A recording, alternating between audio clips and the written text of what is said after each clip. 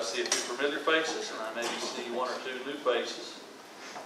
If you don't mind, the way I like to conduct my town meetings is spend a few minutes talking about some of the things going on back east that affect us here at home in the real world. And then basically at that point, throw the floor open and talk about whatever you care to talk about. Sometimes people ask me questions. I don't pretend to know the answer to everything. That's what Grace has pencil and paper for. If I can't answer your question, we'll get you an answer. Sometimes people offer me their opinions and observations. That's important too.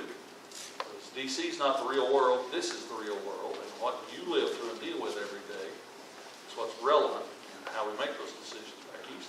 And sometimes, once in a while, I have people who just chew on me.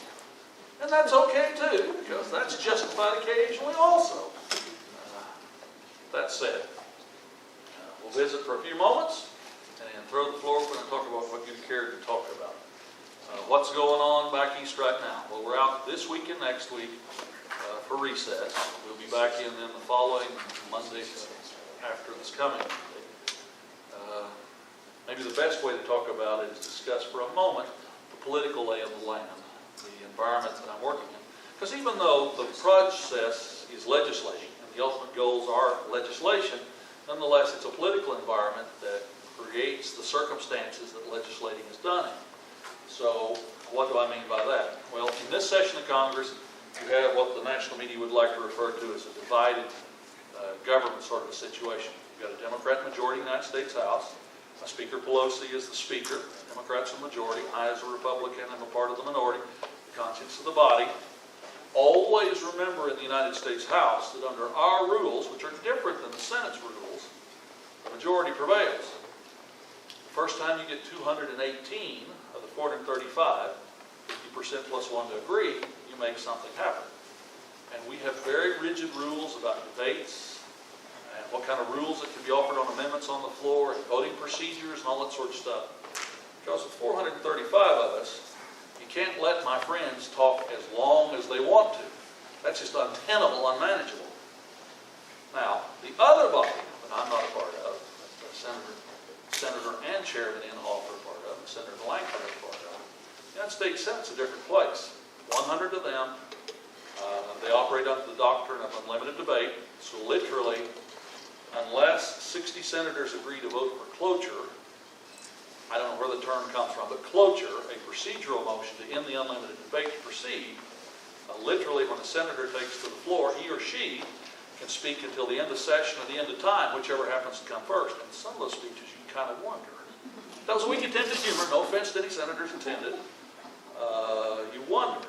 So in the Senate, it takes 60 of the 100 to agree, so you can move towards a vote that requires 51, 50% plus 1 to do something, to ultimately do something. So it's a different body. And the Republicans are the majority in the Senate. At the other end of Pennsylvania Avenue, you have President Trump. Now, in my tenure not only being a member of Congress, my tenure being a voter, maybe my tenure being alive, he's a little different than previous presidents. Has a different style. I will have to give him credit, though, in all fairness. He's done something that no president's really done effectively since Franklin Roosevelt. And what do I mean by that? Well, Franklin Roosevelt, in the depths of the Great Depression, Second World War, adopted the new electronic media of his time. He used radio in the most direct way to bypass Congress, to bypass the bureaucracy, to bypass everything and go to the American people. The fireside chats of the 1930s, so to speak. Donald Trump uses one of these things to bypass Congress, to bypass the national media, and go to the American public. But he has a style, again, it's a little different. We can talk more about that in a moment if you care to. It's just a little different. That said, so with the Republican Senate, Republican President, Donald Trump, maybe is a better way to describe him as President, and a Democrat House, how do we expect to get anything done? Well, it's a challenge.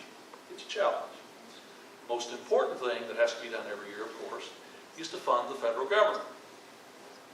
Think of everything from the Department of Agriculture to the Department of Defense. Think about the federal part of education, transportation, all of those programs. Our bookkeeping year starts, our fiscal year starts on October 1.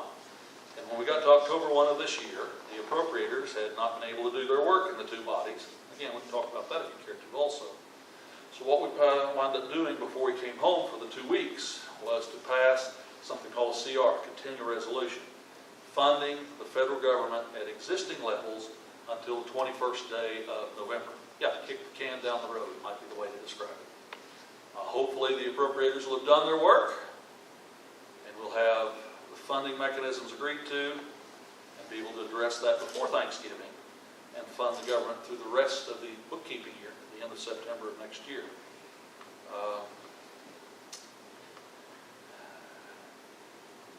That's the single most important thing that has to be done. And I would have told you a few weeks ago that with the 2-year spending agreements between the House and the White House, agreed to earlier this year, that would put all of that into direct order. But the world's gotten a little more complicated in recent weeks. Again, we'll talk about that more in a moment. What else should we talk about in a hurry before we throw the floor over?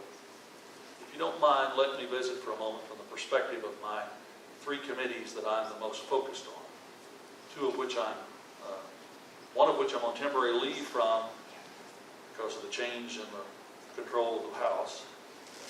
One that I've been a member on a long time, and the other that I'm now ranking member, which means I'm the senior member of the minority on the committee. If we were in control, I'd be the chairman. First, let's start with Ag. I'm on temporary leave from Ag, even though that's been my primary committee, that's my personal economic background, that's my formal training, is agriculture. When the ratios change, committee slots are based on how many members of each party are in the overall House.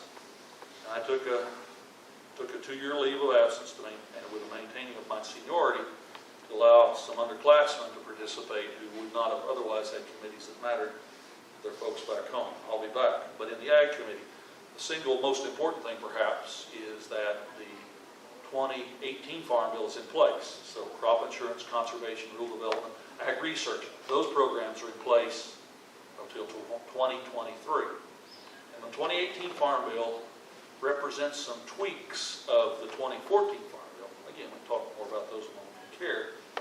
But the main principle is that unlike the old ag policy from 1933 to 1996, which was essentially supply management, and from 1996 to 2014, the old fixed payment program, basically raise whatever you want, here's what will provide you to ensure that you'll be able to continue to produce, best economics, worse politics.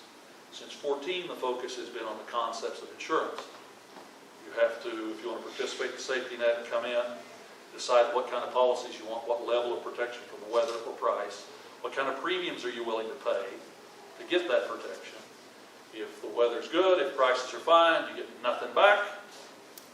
But if things are terrible, you have a safety net to function on. So that's essentially in place. But even with the Farm Bill in place, the issue that's driving agriculture now is the question of, and maybe it should be in a different part of our visit, but I'm going to lump it in with Ag, because Ag is one of the biggest exporters of value in this country, is the tariff wars. Remember, the president said when he ran for office that the way we did trade with the rest of the world was not fair, not equitable to the United States, and he was going to do something about it. He used a provision of trade law. In fairness, he might have stretched it some to invoke tariffs on a variety of countries, the Chinese, the Canadians, the Mexicans, the Europeans, the Japanese, to force them to come back and renegotiate the trade agreements. If you're a grain sorghum farmer, this has been very painful. If you're a soybean farmer, this has been very painful. If you're in the hog business, this has been painful. There's a variety of industries in this country because of the importance of exports. This has been a tough deal.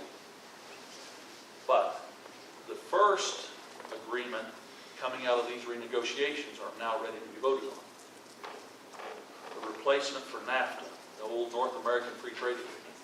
It's now called the United States-Mexico-Canada Agreement. It's ready to go. Yes, it's an improvement over what we had before. And you might say, well, why does it matter in Oklahoma what we do with our neighbors right to the north and our neighbors right to the south? before the trade wars, 40% of the hogs raised in Oklahoma went to Mexico. 40% of the pork. The last year before the trade wars, we sold $71 million worth of Oklahoma wheat into Mexico. That's a lot of bushels. Half the corn consumed in Mexico came from the United States as a whole. Half the corn eaten there came from the United States, so it's an important market. The bill's ready to go. The challenge is that the process of fast track, essentially Speaker Pelosi has to accept the agreement from the President formally so it can then be considered on the floor of the House. So far, Speaker Pelosi has chosen not to accept that. She says that there are environmental provisions and labor provisions that relate to our neighbors to the south that need to be renegotiated, and we're kind of at a standstill. I would suggest to you a couple things that make this important. Number one, I believe we probably pushed the Mexican national government as far as we can, and their Congress has already ratified the deal.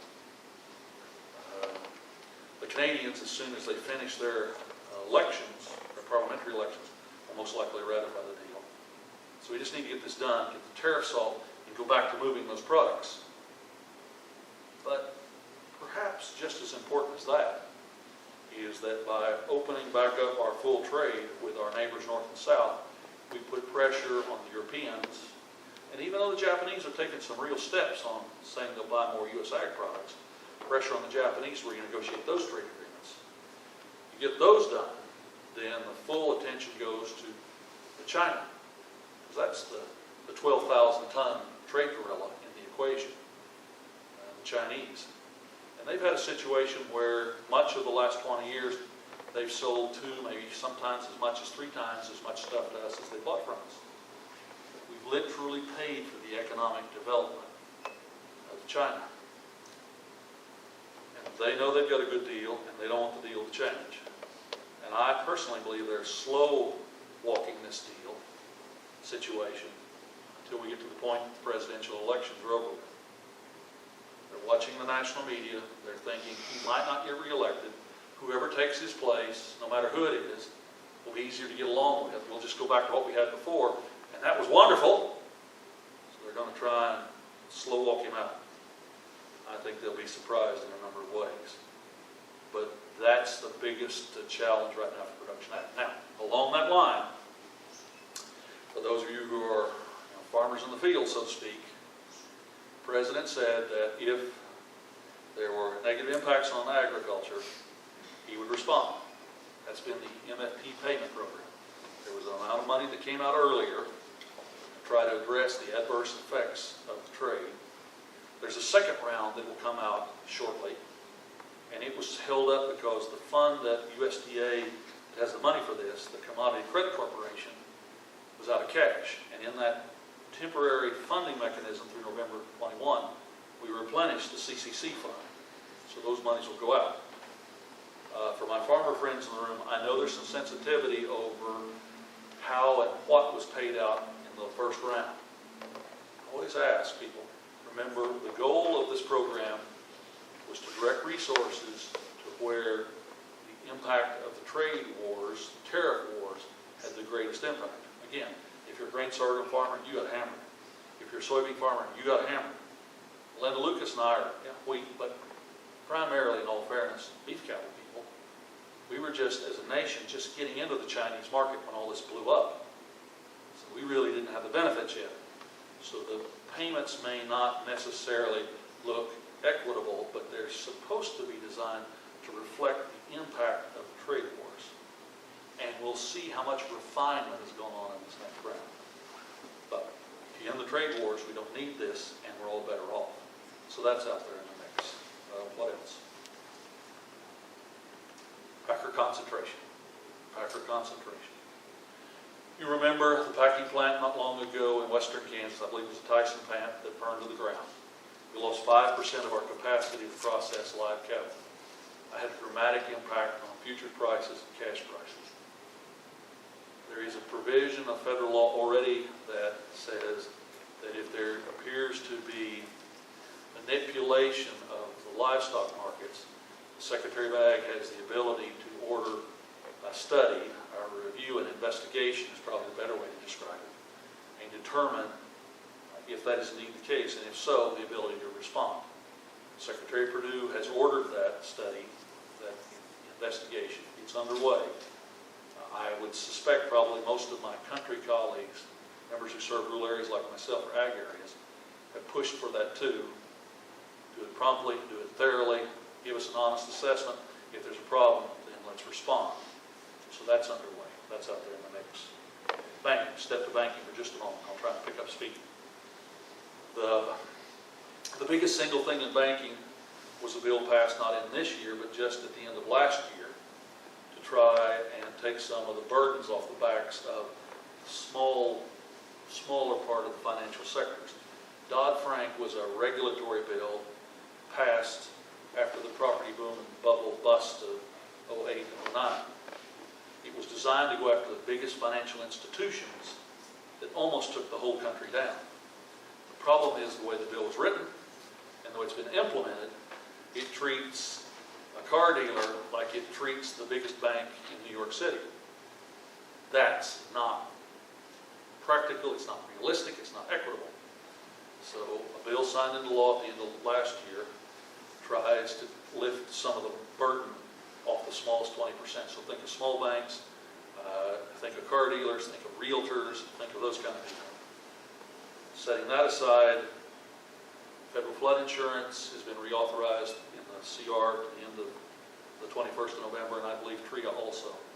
Those are two bills that, whether you participate in the program or not, it kind of depends on where you live and what your business is, they really make a difference.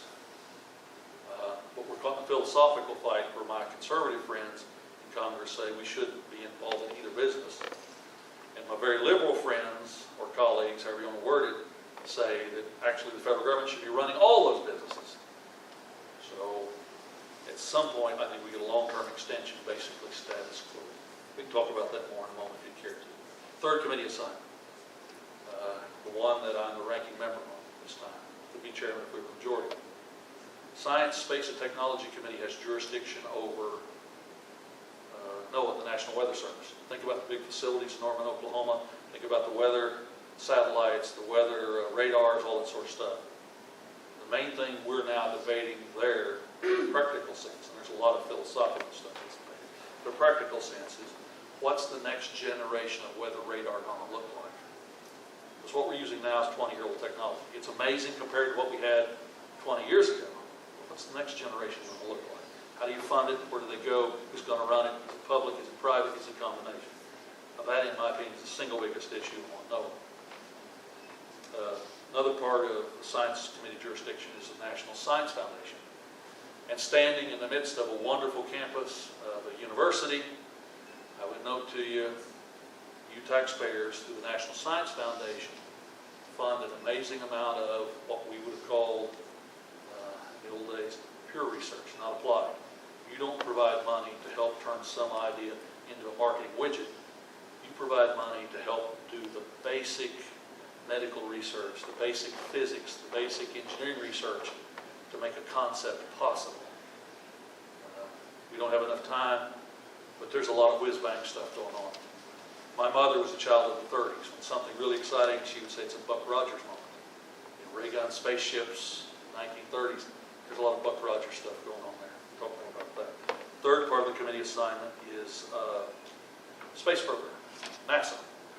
And the president and vice president want to go to Mars. Have to go back to the moon first and establish a base and go forward. The space program has always been controversial. Even as a puppy, I remember in the Apollo days, the grumbling about, is it worth spending all that money? I would suggest to you that the way it moves technology forward is to our advantage. But if you just want to take a purely defensive, domestic perspective, think back, before I was born, think back to what started the space race in the first place. Remember 1957, the Russians put that satellite in orbit, Sputnik, the first man-made object to orbit the Earth. It scared the whole country to death. Partially because, one, they could create a satellite and make it work. Two, they could get it into orbit. But they built a ballistic missile big enough to do that. If you could build a ballistic missile to put a satellite in orbit, you could build ballistic missiles that could throw an atomic bomb across the North Pole. That's what created the space race. We had our Sputnik moment earlier this year, and everybody was so absorbed with everything else going on that the national media basically didn't pay attention. Our Sputnik moment was when the Russian, that dates me, doesn't it? The Chinese put a lander on the far side of the moon. And remember, the moon's tidal locked with us. So whether it's the light of the moon or the dark of the moon, you're seeing the same side of the moon always from Earth. We never, ever see the far side, the back side. The Chinese launched a rocket with a lander and a rover on it, put it on the back side of the moon successfully, rolled off their rover, and it's looking around. The thing I find even more unnerving than that is, because you can't see the far side of the moon, they had to put a set of communication satellites in orbit around the moon to talk to their stuff on the ground, to communicate with a network of ground stations they've established all around the world. Think about all the pieces that entails, technology. And then, the following week, they announced in their popular press. Does anybody believe there's a popular press in mainland China? In their popular press, they announced that in 10 years' time, they would have a full-time manned base, a moon base. I find that unnerving. We'll talk about that more in a moment if you care to. But it is a place where you cannot let a totalitarian society dominate the next frontier. You just can't do that. We'll talk about that more in a moment. If you disagree with me, I'll be happy to listen to your advice. What's going to get done, what won't get done, what looks next, and then the floor is yours. What won't get done, don't expect any comprehensive immigration-related border security bills. There's a stream of money set aside to build border walls in the appropriations process. These CRs continue to fund that, so the wall construction will continue, but don't expect anything much beyond that. Infrastructure, highways, bridges, ports, everybody agrees we need to do it, everybody wants to do it, but how do you pay for it? We can talk about that more in a moment if you care to. The system, we collect motor fuel tax money based on a plan from the 1920s, isn't working now the way it did. We can talk more about that in a moment if you care to. Now, the other issue that dominates the rest of the year, and why I'm so frantic to get my town meetings done this week and my 8 town meetings next week, so I've been in every one of my 32 counties. Impeachment. Let me go back a week from Monday. I'm not sure what the schedule is going to be for the rest of the year or over into the spring. Whatever you may or may not think of the president, whatever you may or may not think of the leadership in the United States House, the Speaker has made a determination to begin the process of putting information together. She's ordered 6 committee chairmen to use their jurisdictions to put information together to move towards an impeachment process. I'm not an attorney. I'm a layman in that regard. I sleep wonderfully at night because that's not my background, the nuances of constitutional law, but it all matters. I have a hard time believing, we can talk more about this in a moment if you care to, I have a hard time believing in the environment that the majority has in the United States House. I think they will drive towards impeachment. They may even pass some kind of impeachment articles. That doesn't mean the Senate in open court will remove the president.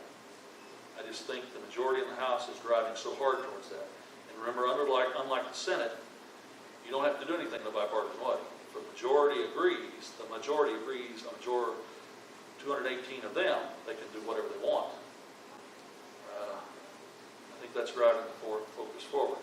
Now, what I know about the process of what's going on is what I read in the popular press, what I've seen in my briefing papers. I'm not on intelligence, I'm not on judiciary, I'm not on any of the I spy committees. So I've seen the declassified stuff you've seen, I've read the transcripts.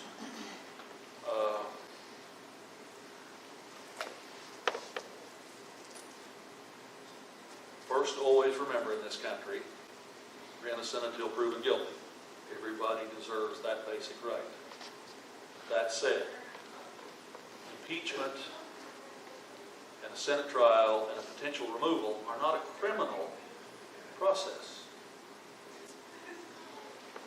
You don't, it is a political process, and the penalty is not jail time, it is loss of office. We've gone down this path as a nation three times previous. This will be the fourth that I'm aware of.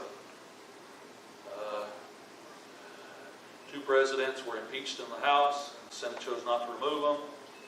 One president had impeachment articles voted in committee and he resigned. We've never removed a president. But the same process is used on federal judges, cabinet secretaries, and federal judges have been impeached and removed from office. I served with a member of Congress who was a federal judge who was impeached and removed using the same process. Alcee Hastings from Florida. He went on and ran for Congress. Amazing country we live in. He's about to retire. So we'll see how all this process evolves. It's going to make it a lot more difficult to address the things that need to be done in the country because the national media will be so consumed, and my colleagues on both sides of the aisle will be so consumed. But here we go down that path. Whatever happens. There's only like 50 of us who are around, 60 of us who are around for the last time. So the majority of my colleagues on both sides of the room do not understand what they're getting into. They do not understand. Now, with that optimistic, enthusiastic, positive report, I will say to you, the best thing about town meetings today, and it was still sprinkling a little bit when we came in the door, you live in Oklahoma, and it's time to sow wheat, doing a town meeting on a rainy day is a glorious thing. No matter what else is going on, it's a glorious thing. With that, let's go around and give everybody a chance. Question me, advise me, chew on me. We'll give everybody an opportunity. We'll go around and give everybody another opportunity. Well, that was a great town meeting. No. Yeah, I want to ask you a question. About a week ago, 2 weeks ago, the President addressed persecution of the Christians around the world. That's the first time that's been addressed by the sitting President. I want to give him an A+ on that. Any comments on that? The United Nations? It does go on around the world. And it's one of those issues where not just this president. Can you speak up just a little bit? It's one of those issues that goes on around the world. It's one of those issues where perhaps not quite as strongly as President Trump did this time, presidents have addressed those issues. It's where he or his predecessors or people future to come apply pressure to other governments to try to get them to change their way of doing things, their way of treating people. It's an important part of the political bully pulpit. That's why some people laugh and know where we live in anymore, but we have for most of the century, last century, been the leader on issues when it comes to freedom, democracy, and the rights of your faith. So what do you think? You think he was on target or not on target, or do you think he was correct? How he I think there are people being abused all around the world, and I think there are governments who use religion for political gain, and I think there are certain governments trying to exterminate religions.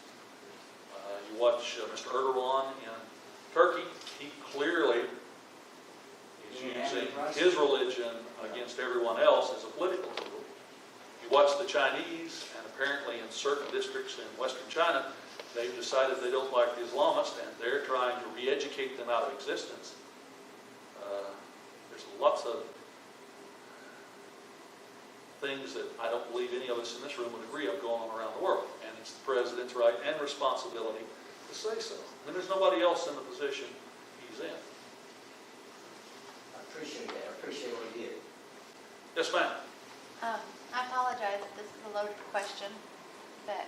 I pay my taxes on time. I'm married to the same woman. So No, it's not that loaded. Okay. Do you think this move of impeachment by Pelosi is a desperate move to get him out of there so the Democrats can have a better chance of winning the presidency? you asked the question, so I'll give you what I think is the answer. Okay. Democrats in the House have a really challenging time right now. You've essentially got four camps. You've got the Republicans, and we're in the minority. And remember, under House rules, I think there's now 198 of us today. We're 20 short of being able to be in control. So we're not a factor. But within the House Democratic Conference, there are essentially three camps. They're what many of us would define as the old school liberals. Speaker Pelosi, Chairman Nadler, and Chairman Maxine Waters. Old school liberals. Then you've got a smaller group of what want to call themselves now moderate Democrats. We would have traditionally referred to them as country Democrats, Main Street Democrats, Chamber of Commerce Democrats. They're a small group, but they still exist. And then you've got this giant freshman class. While they may not all fall in this category, the national media is following, and they're the loudest, because just like Donald Trump, AOC and Tlaib and those folks, the squad, as the national media calls them, that's the phrase the national media uses. They've mastered these things. And it's creating a churning effect on the Democratic side. I would argue, as an observer, Speaker Pelosi was around for 1998 too. She was there. I would suggest to you, not argue with you, I would suggest to you the reason the Speaker wouldn't touch impeachment until just the last few days is because she saw the result of 1998. But she has the ultra-progressives, or the Democratic Socialists, whatever you want to call that wing of the House, who are pushing so hard. They literally believe that the old liberals have gone soft. They're never going to change the world. And they want to push them out of the way in their own conference so they can drive change hard. And she is held impeachment back, I think, because she believes that it is counterproductive or destructive. But the heat within her own ranks has become so hot. Plus, this junior bunch has driven the national presidential campaign on the other side harder to the left. Nancy's made an adjustment, I should say Speaker Pelosi has made a political adjustment that this is now what she has to do from her vantage point in the other party. Now, just because you say you're directing 6 committees to investigate impeachable items, and you're directing them to provide that information, I suppose, to the Judiciary Committee, customarily there'd be an impeachment committee. Doesn't mean it's going to happen. But she's let some of the pressure off in her own conference. She's taken a step to show them I'm doing something. I was a member the last time we went through this process. I was old enough, but too young to have a full-time job yet as a kid at home in the summer of 1973. I watched Sam Irwin and the Watergate hearings. You say, why'd you do that? Well, we had one TV station. It was CBS, and that's all there was. That's all there was in 1973. If you remember, they had the Senate hearings that went on for months. And then they went through the special prosecutor process. And then they got around to impeachment in the United States House. It was a long process. They had to build the case. They had to establish I'm not a lawyer, but establish all of the legal issues to address. Because high crimes and misdemeanors is a broad set of phrases in the Constitution. But I think most of our lawyer friends would say it's a really high standard to meet. But they did all that. And President Nixon was convinced with those first votes in the committee in the United States House that articles were going to move. He resigned. chose in 1998 to essentially call the House his bluff on it. I can't quote you off the top of my head what all 4 articles were explicitly about. One of the key elements was about lying under oath to a federal grand jury. The House voted articles against Bill Clinton, but it took a year plus to build up to that point. Now remember, ultimately the Senate, sitting as a court, Supreme Court Justice presiding of the United States, the Senate acting as 100 jurors, the impeachment committee coming over from the House acting as prosecutors, Bill Clinton's legal team, the defendant's legal team acting as the defense attorneys, went through an effective trial, and because impeachment requires, remember, 2/3 of the Senate plus 1, 67 votes, not 51, not 60, 67. None of those articles were adopted. So it was impeached but not removed. I have to believe the Speaker understands that with a Senate that is of the President's party, remember Bill Clinton's Senate was not of his party, the United States Senate and the House were not of Richard Nixon's party.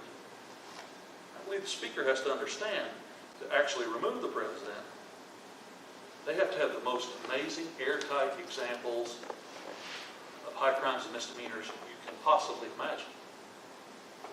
As those of us who were alive in 1974 remember, and those of us who were paying attention also in 1998, this is a traumatic process. They may surprise me. I just have a hard time believing they can build the case on what they've shown now. So one president calls another president to try and get him to do something. They do that all the time. One of your fellow 3rd District constituents made the comment to me 3 or 4 days ago. So, you had one politician ask another for a favor? You mean that's never happened before? Okay. I understand the point. But it's going to consume the whole set of circumstances. And in the Democratic primary for president, let's be honest, just be honest here. A big part of how Donald Trump got elected last time, and I say this respectfully to my Republican friends in the room, was the kind of candidate Hillary was, how she handled her campaign strategy, and how she ran her campaign in the final days. Again, I don't want to make somebody mad, but the truth of the matter is you can make a pretty strong argument. Donald Trump didn't win. She lost. You can make a pretty strong argument for that. So now come up on this present scenario. The activist young members in the Democratic House are pushing not only the Speaker to the left, but they're driving the whole process. Literally of the top 3 candidates, and I assume Senator Sanders, I hope he does just fine with his stints. I assume he's still in the race, but at this moment, it's Joe Biden, former Vice President, former United States Senator, Bernie Sanders, former House member, I served with him, and it's Elizabeth Warren. One of the collateral casualties of all this stuff in Ukraine is Joe Biden. You say, why is that the case? Well, even if his son wasn't doing anything wrong, over and over again in this process there's going to be a discussion about why was the president asking what the vice president at the time's son was doing in a way of making deals in another country. It doesn't matter if it was totally innocent. The other Democrats in the presidential primary, Nick, they'll chop him up. So that leaves you Bernie, Elizabeth, maybe a potential wild card. But the pieces are starting to come together in the presidential campaigns on both sides, on that side. And again, you may think Elizabeth Warren or Bernie Sanders are the greatest candidates of all time. But I would tell you, go back to that historic 1970 period again.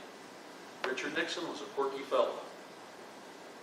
His losing 1960 and presidential campaign, his losing the 1962 governor's election in California clearly had an effect.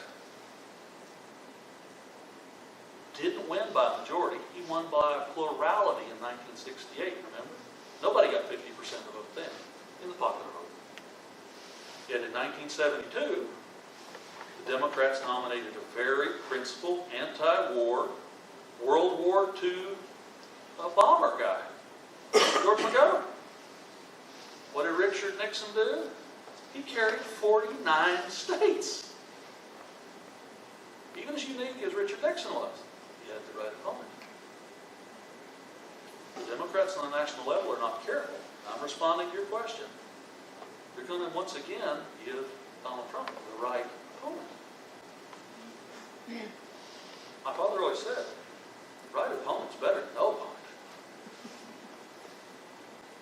And that's in almost everything in life. Yes, ma'am. Along that line, I was going to say, I think Hillary Clinton's response to Benghazi was a huge factor in her loss as well, and not being more successful. That, and I quote, what does it matter at this point for those families? I can't imagine that thought. But since you answered her loaded question that I had was my initial one, this one's not quite as loaded. Okay. I don't know if have you had a chance to look at Senator Cruz's legislation that he's looking at term limits? I haven't seen that one yet. I think I just saw the press release in the last day or two.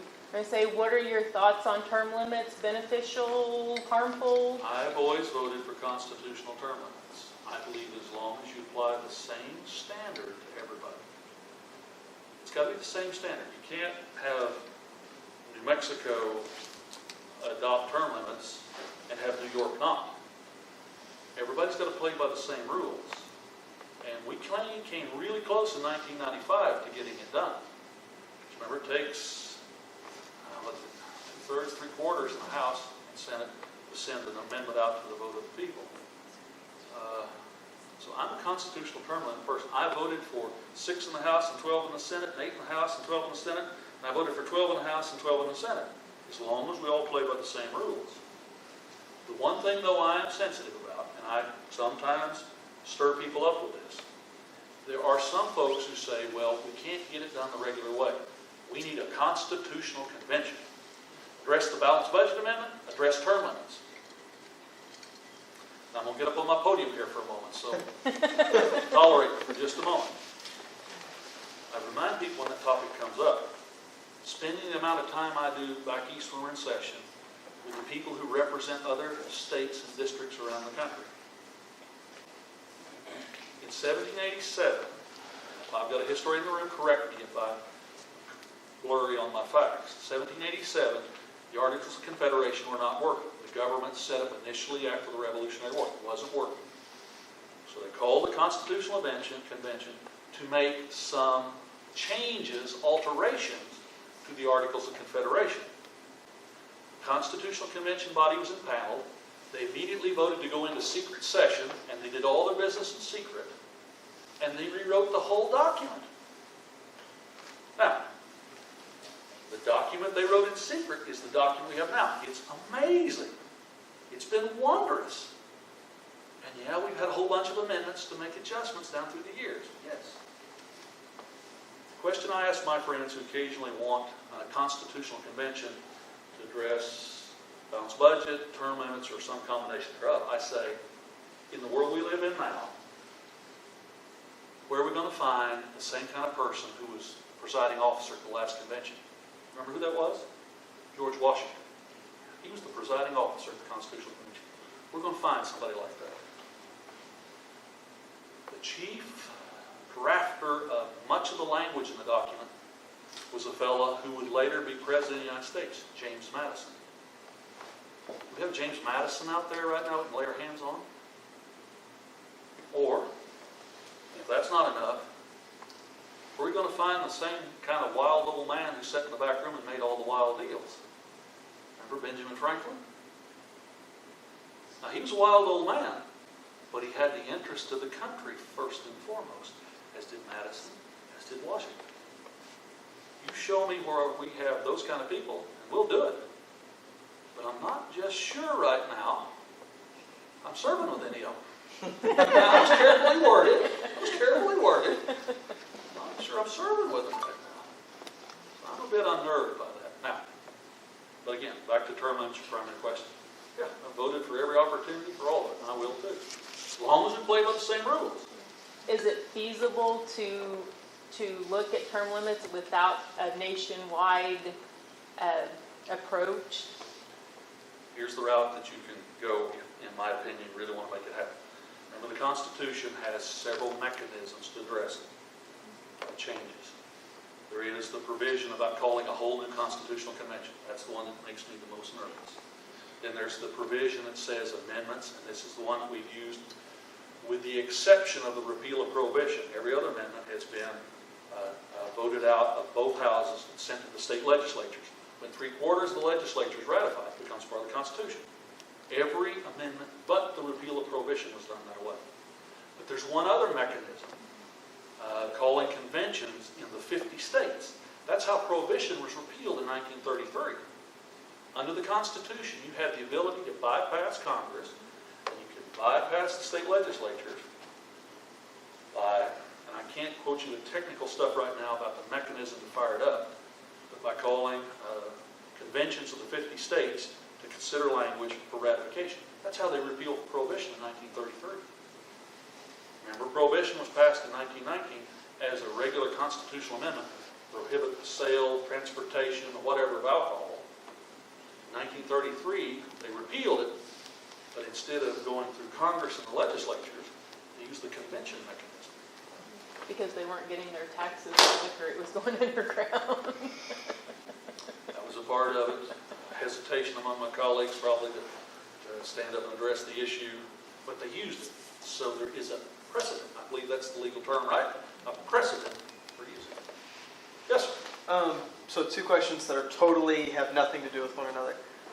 First question is, are there any plans that Congress is working on now that could pass both chambers to deal with student debt, the student debt crisis that's just continuing to grow? And the other is there any pressure that the federal government is putting on China to deal with the essential internment that they're doing with their Islamic citizens? First question. It has become a platform of virtually every Democratic candidate for president. Watch and see where President Trump comes down in his campaign, because you've got to have that kind of a level to move the issue. Also remember, the sheer size of the bill is so incredible. How do you address that? Will you wind up with some kind of an accelerated tax provision to make it easier as opposed to forgiving the debt? There are other mechanisms too, but with every Democrat adopting a platform on that issue. And in fairness to Donald Trump, he's a flexible guy. Wink, wink, nod, nod. We'll have to see the other part of your question, the Chinese and how they're addressing their Islamic constituents, their fellow citizens. I don't sit on the right committees, but I will tell you what's going on there is really fundamentally amazing. It appears that they are attempting to exterminate that religion, whatever you think of it, by forcibly driving those people away from their faith. That's just amazing. It has happened in history down the eons. This is not 1,000 years ago or 500 years ago. This is an area where the whole world needs to scream together. But much of the world is very sensitive about the Chinese. A couple reasons. If you'll bear with me. Okay. A part of it is because they are such an economic engine. They provide the gadgets and the goods and the toys and the things we all want to buy on the cheap. That's one of the things. They're suppliers right now in the manufacturing chain, which is what got President Trump fired up in the first place. But the second element is the Chinese have taken in so much money from us and the rest of the West. They are sitting so flush on cash that they buy massive amounts of government bonds in different countries. They have economic development programs. They don't call it foreign aid because they don't give it to you.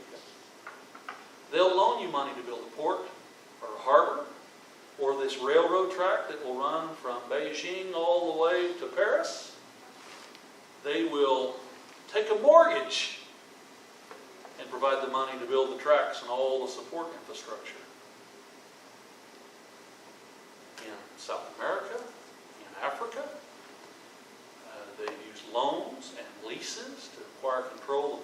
resources. You know what we would have called that 100 years ago? Colonialism. Because they bring their own workers, they bring their own administrators, they don't hire the locals. It's the most amazing thing.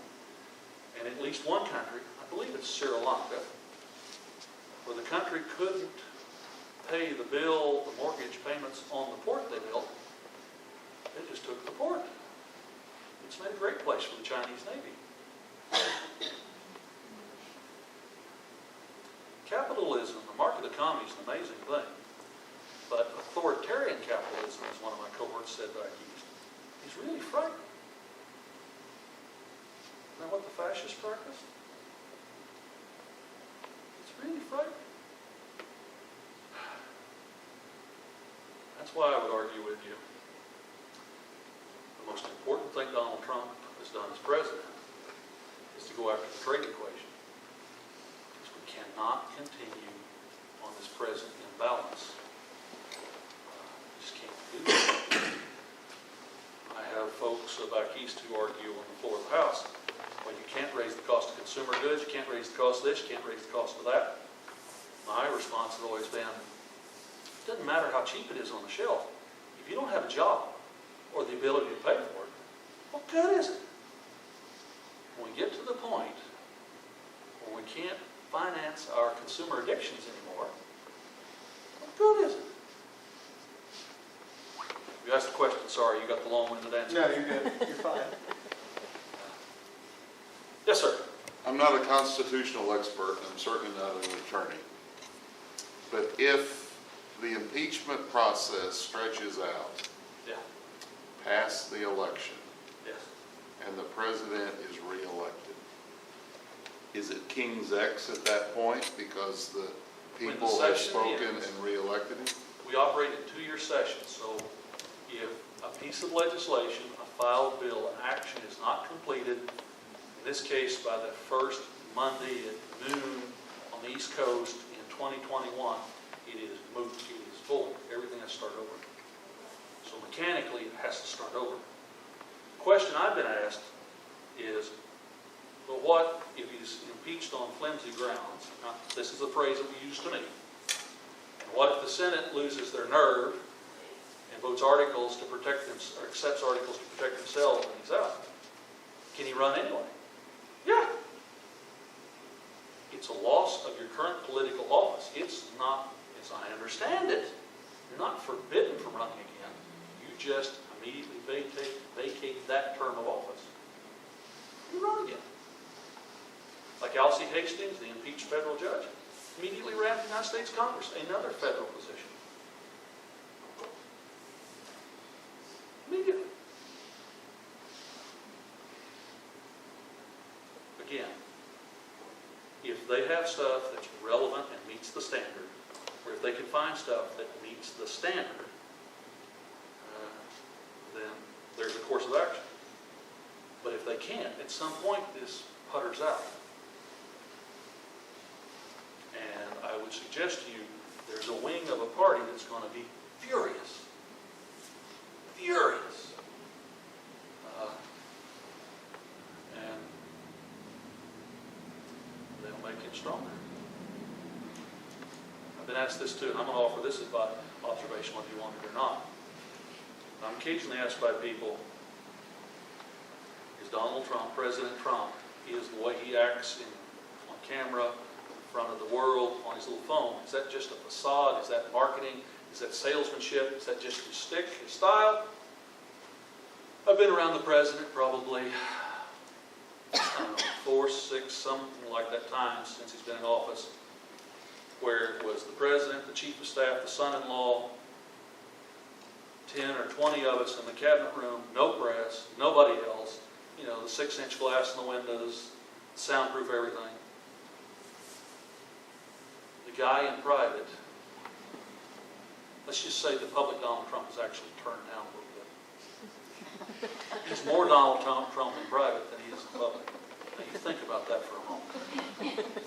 He will tell you exactly what he thinks, in ways that are understandable by the New York City standard.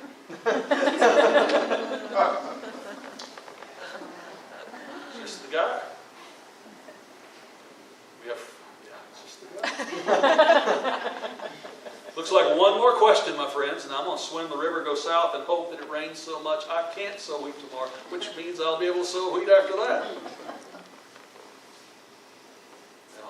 One thing on global warming, especially this young girl that spoke at the United Nations a couple of days ago. Well, CO2 numbers are coming up. Now there is change in the climate. The key you got to remember is, and I use this phrase sometimes, people snarl at me, but it is global industrial activity. It's not a cow down the street. It's what's going on the whole planet. In my role on the Science Committee, I push hard to improve the way we collect our weather information. We improve our forecasting. Now, that same better information will tell us about the tornado potential tomorrow or the weather 100,000 years from now. Don't get excited until everybody on the planet is willing to work together. You've actually reduced your emissions in this country already in the last 10 years. And if my friends back east would let us go first to natural gas power generation, and then on to fusion or whatever the other alternatives are going to be, we'd speed up our emission reductions in the United States. As long as they can keep putting new coal-fired plants online in China and in India, we're sliding behind the line. See, that's the question, man. China, what you guys are doing it. Chinese would argue, and have argued publicly, that because they're a developing economy, they need a higher percentage of emission standards so that they can catch up with the rest of the world. I would argue, based on the stats I see, and I've not been physically to China, but the stats I see, they're an industrialized nation already. It's not Mao Zedong's anymore. And I'll leave you on this last thought. One of the other things I find very unnerving in China and Russia is the direction their political process is going. Remember, in Russia, the president is an old KGB agent, an old secret policeman. And he's been president twice, prime minister, president.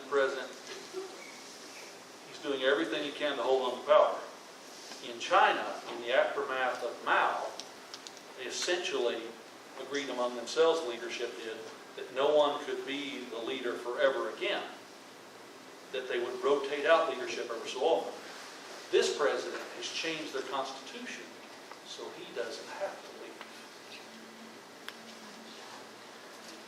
That George Washington principle that every so often your leader needs to go away is very important. Thank you very much, my friend.